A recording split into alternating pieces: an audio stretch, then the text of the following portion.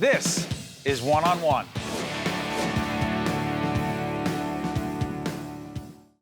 Recently, I had the opportunity on a series we do called Lessons in Leadership with my co-host and the executive producer of that series, Mary Gamba. We sat down and we spoke with Dr. Maurice Elias, who is a professor of psychology at Rutgers University. We talked about emotional intelligence and leadership, but we also talked about the fear and anxiety so many people are experiencing the age of COVID-19, and also how to talk to our kids, teenagers, younger kids, and frankly, how to deal from a mental health point of view with this incredibly challenging situation. This is Dr. Maurice Elias. Hi, this is Steve Adubato. Welcome to Lessons in Leadership. This situation, the COVID-19 crisis, if you will, the pandemic, is not stopping us from producing important programming about leadership, about communication, frankly, dealing with these most difficult times for all of us. And don't get turned off or thrown off by the word leader and say, well, I'm not a leader. That's not me. Well, tell you what, I'm betting you're the leader of your house, or there are other leaders in your home, and you're dealing with a whole range of issues at home: decision-making, communication, management, anxiety, all those issues, keeping people positive and upbeat, but at the same time dealing with this reality. I don't know how much different that is from dealing in the workplace.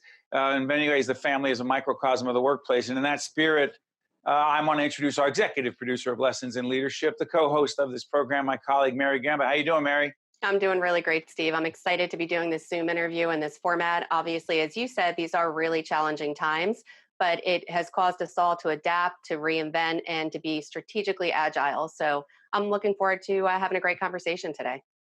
You know what's interesting about this, and by the way, to Frank and Elvin and everyone who's behind the scenes making this happen, as well as our son, Nick, who's off camera, if you do not have a 17-year-old who understands technology, you're in trouble. We do. We're lucky that way. But in that spirit, I just want to make it clear that we could talk about leadership, and here are the best practices, and here are the 5 things you need to do.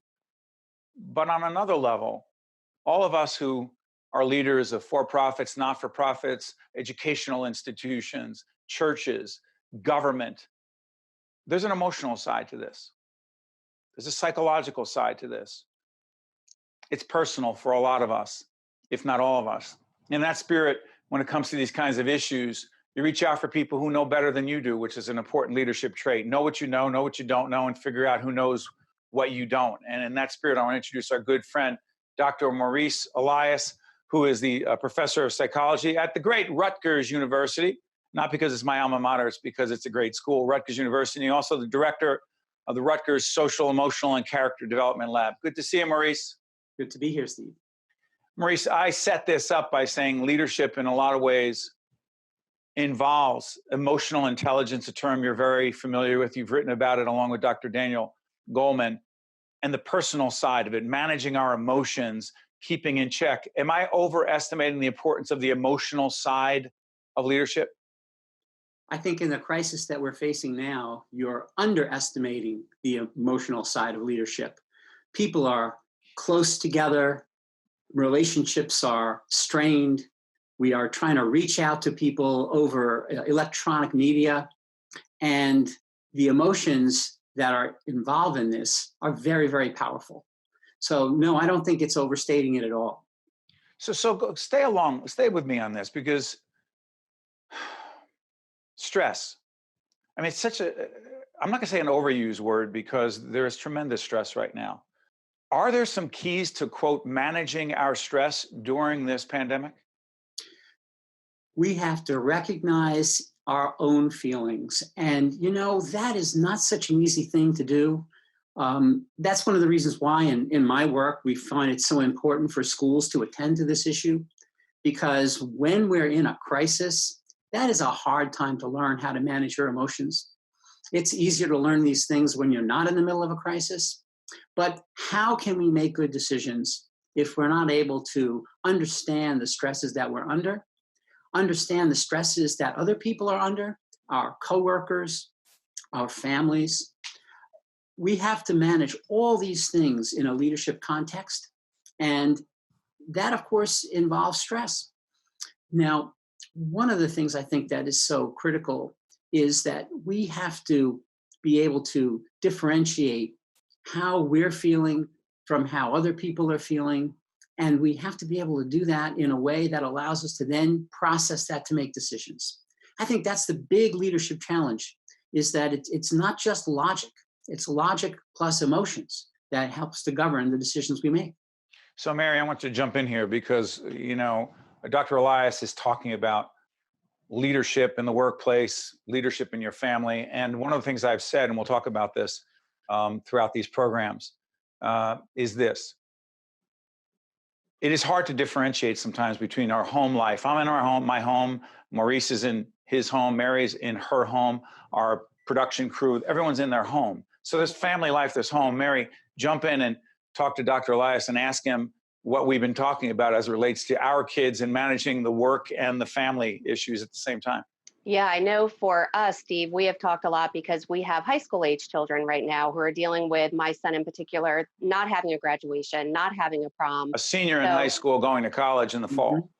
Definitely. So it really makes it challenging to communicate to them, okay, this, even though it seems really bad right now, it's not the end of the world. But for them, of course, they've been going to school for so long that they look forward to having that celebration at the end.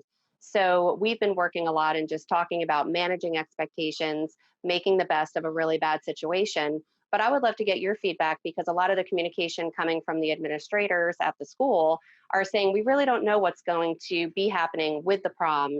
They know it's postponed. They don't know what's going to be happening with graduation. We know it's postponed. So what should educators and people tell parents and children when they really don't know, but also help to ease some of that stress and uncertainty that we all have? And we've got to treat our kids as partners in this. And I think we have to help them understand that whatever age they are, what is going on here? They need to understand, what is an infectious disease?